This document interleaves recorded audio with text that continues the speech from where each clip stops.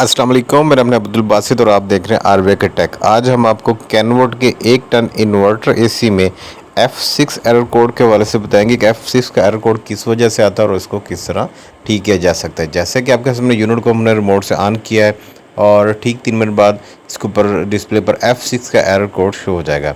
F6 का error code basically PCB card में ख़राबी की वजह से आता है।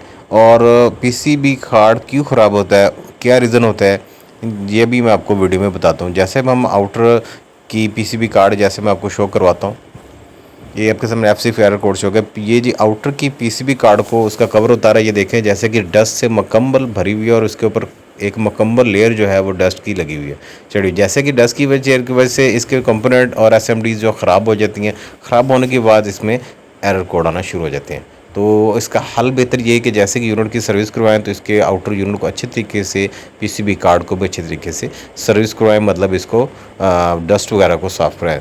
तो इसका बेहतर हल यही है कि इसको उतरवा कर किसी अच्छे कॉम्पिटेंट मैकेनिक रिपेयरिंग वाले से इसका पीसीबी कार्ड को ठीक करवा के दोबारा फिट करवाएंगे।